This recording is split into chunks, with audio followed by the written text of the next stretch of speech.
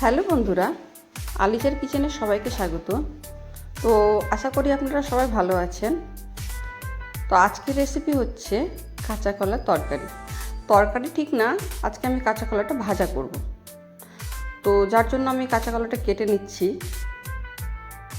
আপনারা কাঁচা কলা কেমন কাটেন কমেন্টে অবশ্যই জানাবেন। তো এবারে আমি কাঁচা কলাটাকে একটু সিদ্ধ করে নেব।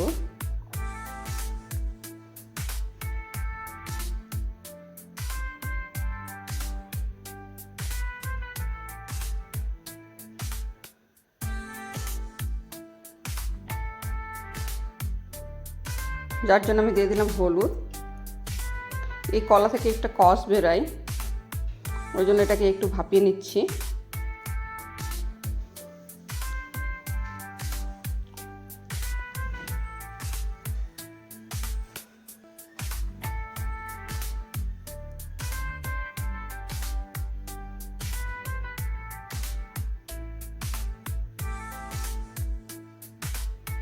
এই যে দেখেন ভাপানো হয়ে গেছে আর একটু সিদ্ধও হয়ে গেছে।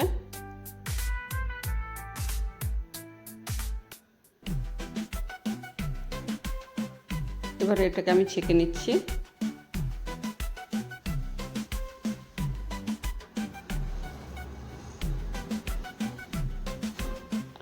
কাঁচা কলা মাছ দিয়ে বা এমনি ভাজা বা কাঁচা কলা ভর্তা খেতে কিন্তু অত্যন্ত সুস্বাদু হয়।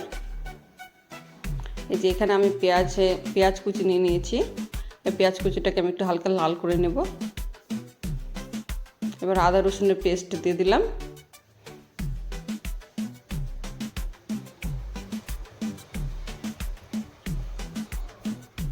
লবণ আর একটু লঙ্কার গুঁড়ো দিয়ে দেবো। হলুদ আর দিচ্ছি না, তখন হলুদ যেহেতু দিয়েছিলাম।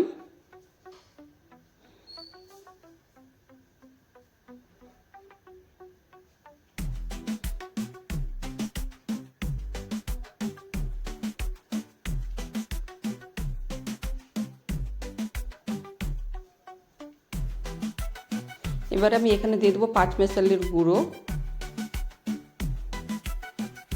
কলা তরকারিতে কিন্তু এই গুঁড়োটা না দিলে তেমন সুস্বাদু হয় না।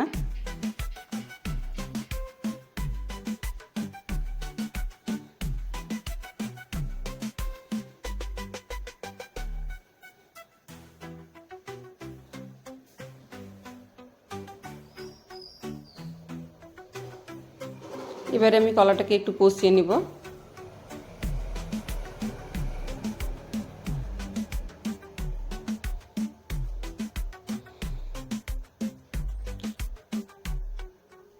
কলা ভাজা করতে তেমন সময় লাগে না, খুব তাড়াতাড়ি হয়ে যায়। আবার একটু জল দিয়ে কষিয়ে নিচ্ছি। দেখেন কলা ভাজাটা হয়ে এসছে।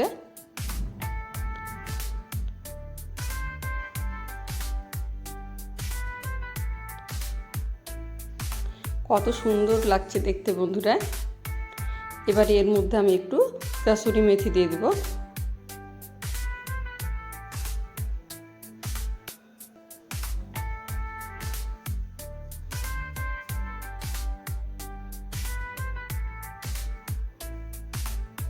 এই যে দেখেন নামানোর আগে একটু কাসুরি মেথি দিলে খুব সুন্দর সুস্বাদু হয় আর একটা ভালো ঘ্রাণ আসে।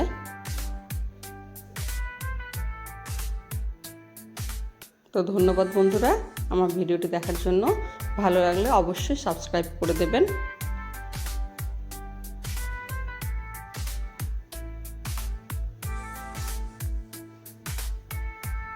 এবার পরিবেশনের পালা।